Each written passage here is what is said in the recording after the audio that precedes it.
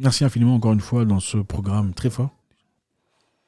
Voici 3 personnes à qui on ne partage jamais un secret. 1. Une femme. Oui, je comprends tout à fait. Vous êtes certainement dans un lever de bouclier farouche. Pourquoi une femme? Malheureusement, la distance entre le cœur de la femme et sa langue est très courte. Voilà. Donc, le cœur bouillit, la langue sort. Évidemment, il ne s'agit pas ici de toutes les femmes. La plupart de femmes, malheureusement, ne peuvent pas garder un secret. Je vous donne un exemple très simple. Il y a un monsieur, un pasteur, dans un pays africain, évidemment, qui avait consulté un monsieur dans une histoire de cure d'âme. D'accord, cure d'âme, il s'agit de quand tu viens parler à ton pasteur pour expliquer un peu les problèmes dans lesquels tu es mergé, plongé, surplombé. Monsieur a dit à son pasteur, pasteur, je traverse un moment particulièrement difficile. Je ne suis pas très bien. Je suis allé à l'hôpital. J'ai découvert que j'étais atteint d'une maladie incurable. Que vous connaissez. Ma femme et moi, ça ne va pas dans la maison. Nous avons des problèmes, des difficultés. Je ne sais pas comment faire. J'ai besoin de votre aide, de vos prières. Le pasteur dit, il n'y a pas de souci, mon fils. Vous savez comment ça fonctionne. On va prier pour vous. Vous allez entrer en jeûne et ça va finir. D'accord? On fera une prière et ça va aller. Le monsieur insiste, cher pasteur, s'il vous plaît, ne dites à personne cette histoire. Pas à votre secrétaire, pas à votre épouse. C'est à vous que j'ai parlé. Et je voudrais que ça reste entre nous. Je traverse un moment particulièrement difficile. Le pasteur dit, non, fils, ne t'inquiète pas. Ne t'inquiète pas. C'est entre toi et moi et le Créateur qui voit. Prions. Ils ont prié. Le pasteur est parti. Quelques jours plus tard, le monsieur arrivant au culte en retard, il a remarqué combien les gens le regardaient un peu bizarrement et chuchotaient. Vous savez comment ça se passe en Afrique généralement. Voilà. Parce que de temps en temps, il avait des problèmes, il avait des soucis familiales, il revenait avec sa dépression et ça n'allait pas. Ça se voyait par la santé. Ce n'était pas nécessairement parce qu'il était malade physiquement, c'était parce qu'il avait des problèmes émotionnels et des situations à gérer dans sa famille. Il a remarqué qu'on parlait de lui. Jusqu'à un moment donné, un petit enfant est venu lui dire, frère Jérôme, c'est vrai que vous avez une maladie qui ne se guérit pas. Et c'était la fille de la meilleure amie de la femme du pasteur. La fille de la meilleure amie de la femme du pasteur vient raconter à monsieur. Vous savez, les enfants ont du mal à... On a voulu taper l'enfant. Et toi, vous savez comment ça se passe. Toi, pourquoi tu dis des bêtises? Oui, vous avez raconté des bêtises devant l'enfant. Donc le pasteur, faisant confiance en sa femme, lui raconte des histoires, malgré que le monsieur lui ait dit de ne pas le faire. Il l'a fait. Et malheureusement, cette femme n'a pas été à la hauteur. Elle est partie raconter l'histoire. Parce que généralement, quand la distance entre le cœur et la bouche est courte, il suffit d'une impulsion pour commencer à raconter. On a envie de raconter, de partager, de participer à la conversation. Encore évidemment, ici, on ne parle pas de toutes les femmes. Ce n'est certainement pas toutes les femmes. Mais ça veut dire que beaucoup de personnes, malheureusement, dans ce cas-là, iraient raconter des histoires. Il y a une autre histoire. Un monsieur que je connais personnellement, une fois, a eu des problèmes avec son épouse. À la maison, vous savez comment ça se passe.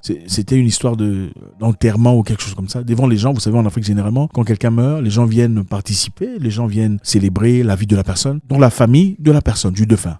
Alors, arrivé là-bas, la femme et l'homme ne s'entendaient pas. La femme avait apparemment quitté la maison pendant un jour. Pendant que le monsieur venait parler à sa femme pour lui demander gentiment de rentrer à la maison, elle a commencé à crier. Ne me touche pas! Tu as osé faire ça! Tu es venu ici me chercher pourquoi? Est-ce que toi tu es un homme? Hein? Est-ce que toi tu es un homme? Quand on parle des hommes, on parle de toi aussi. Les gens te voient dans les rues. Tu es grand, tu es fort. On pense que tu n'es pas un homme. Même une minute tu ne fais pas. Une minute tu ne fais pas.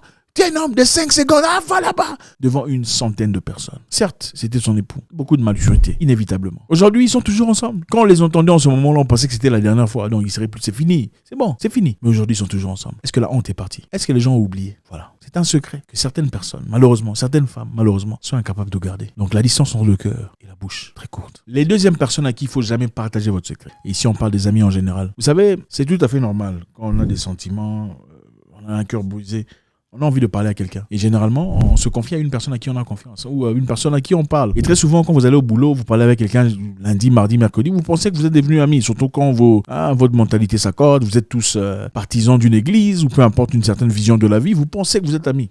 En réalité, vous ne l'êtes pas. Il faut comprendre une chose. Quand vous dites des histoires aux gens, ils ont aussi leurs amis à qui ils doivent partager. Oh, au fait, tu sais, il y a un monsieur là avec qui on travaille. Pour toi, c'est un ami. Mais pour lui, c'est un monsieur avec qui on travaille. Tu sais ce qu'il m'a raconté. Il y a un monsieur là qui a raconté à quelqu'un une histoire pour vous mettre dans l'ambiance. Il avait traversé des moments difficiles. Il travaillait avec quelqu'un. Il a dit, tu sais, moi... D'ailleurs, ils priaient ensemble. Jusqu'aujourd'hui, il y a des choses qui me brisent le cœur. Il y a des esprits qu'il faut changer. Hein? Vous savez, c'est le langage. Il y a des esprits qu'il faut chasser de ma vie, qui sont toujours persistants. Qu'est-ce qu'il y a? Au fait, moi, tu sais, j'ai été abusé par le petit frère de mon père. Le petit frère de mon père a abusé de moi. J'étais un garçon, mais il a abusé de moi. Et ça m'a détruit complètement. Et aujourd'hui, je ne fais pas confiance aux hommes. C'est la raison pour laquelle j'ai des difficultés, même à travailler avec des gens. Par-ci et par-là. C'est très difficile pour moi. Le traumatisme est tellement réel que j'ai même eu du mal à aimer une femme et l'épouser. Il s'est ouvert à son ami. Son ami, entre parenthèses. Mais au jour où il fallait donner des promotions au boulot, c'était lui contre son ami. Il fallait choisir une personne. Ce jour-là, son ami s'est fâché. Regardez, le projet n'a pas été bien fait. Quand il a dit, mais ce n'est pas de ma faute. Oui, c'est de ta faute. Mais ce n'est pas de ma faute. Qu'est-ce que le monsieur a dit? Le monsieur a dit, écoute, tu sais, ce n'est pas pas de ma faute si tu as été abusé dans le passé. On comprend tout à fait, aller chercher un psychologue. Il a dit ça devant les gens, vous comprenez? Il faut faire très attention avec qui vous partagez vos secrets. Et pas seulement dans ce cas-là. Il y a des gens à qui vous dites les choses, ils iront dire ça à quelqu'un. Vous dites des choses pensant que vous racontez, c'est dans l'ambiance. Mais lui aussi, il y a des gens avec qui il s'assoit. Lui aussi, quand il finit, il va chez lui à la maison. Il rencontre ses potes, il s'assoit autour d'une, tablée, bière, tout ça. Hey, mon cher, tu sais, monsieur là dans le boulot, c'est vraiment, voilà, on sort votre histoire. Faites très attention à qui vous partagez votre histoire. Troisième personne à qui vous ne racontez pas vos histoires de vie. Ce sont des gens qui viennent vous raconter les histoires des autres personnes. Attention, ce n'est pas parce qu'on t'aime ou parce que tu es spécial. Ah, je suis tellement spécial qu'on vient me raconter toutes les histoires. J'ai rencontré quelqu'un qui me disait, tu sais moi, j'ai travaillé avec Kofi Olomide, ce monsieur-là. Moi j'ai travaillé avec Fali Poupa, ce monsieur-là, il n'est pas généreux. Moi j'ai travaillé avec un autre musicien là. Lui aussi, il a du mal à donner l'argent, tu fais ton boulot, il finit pas. Je travaille aussi avec le politicien là-bas.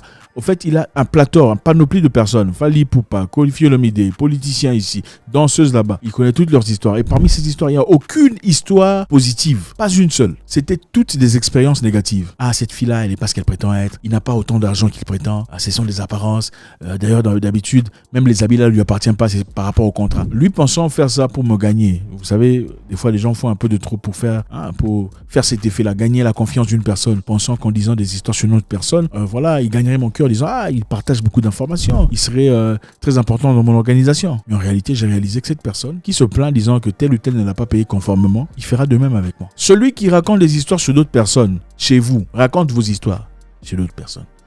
Pourquoi il est venu te raconter ces histoires? Tu ne lui as pas demandé. Pourquoi? Lui, d'ailleurs, en fait, tu sais, le monsieur là, il mange la femme là et son enfant. Pourquoi? Tu n'as pas demandé. Peu importe leur nature, leur gentillesse, leur bonté. Il y a des gens qui sont des gens très, très, très, très bien. Mais ils ne savent pas maîtriser leur langue. On dit que le pouvoir de la vie et de la mort se trouve. Voilà. Il y a des gens très, très, très bien. Et ça n'a absolument rien à voir avec quelqu'un de gentil ou méchant. Il y a simplement des gens qui sont incapables de garder de secrets. Il faut partager. Et ça pourrait être n'importe qui. Ça pourrait même être votre soeur, même votre frère. Ok? Moi, je connais des gens dans ma famille personnelle à qui si je dis quelque chose, il va garder ça pour lui. Il ne dira même pas à sa femme. Et je connais à qui si je lui dis, il va dire à sa femme. Voilà. Je connais quelqu'un, si je lui dis, il va garder ça pour lui. C'est pour lui. Et ce sont des gens de ma famille. Je connais à qui, si je dis, il dira à sa femme. Donc, c'est ça. Faites très attention dans ces répliques. Comprenez une chose. Si vous êtes incapable de garder votre propre secret, vous pensez que quelqu'un d'autre gardera votre secret? Non. Comment ça se fait que toi, tu as un secret? Il faut que tu aies comme ça envie de partager. Pourquoi? Non. Il y a des gens qui sont tes ennemis qui n'attendent que l'opportunité pour te faire tomber. Usant des choses que tu leur as dit. Oh, tu sais, je ne sais pas. Non, garde ça pour toi. Des fois, il y a des gens à qui on ne demande pas. J'ai fait une vidéo là-dessus. Tu es en difficulté, il n'y a pas d'argent. Tu n'es pas obligé de dire aux voisins, tu sais, chez nous, il n'y a pas à manger. Nous sommes en difficulté. Papa, c'est ci, c'est là. Non. Il y a des gens spécifiques auprès de qui on peut partir. Parce que voisin, là, c'est la même personne qui dit, tu étais ici, tu venais demander à manger chez moi. Aujourd'hui, tu ouvres la bouche. C'est comme ça. Il y a un monsieur là, je suis parti manger chez lui une fois. Il est parti, mais il vient chez moi, il vient manger chez moi. Mais on a mangé par respect. Oui, il faut dire par respect. Parce que sa femme disait, s'il vous plaît, vous partez comme ça, la nourriture est déjà là. On a mangé 3 secondes. Lui, il vient manger chez moi. Il vient manger chez moi.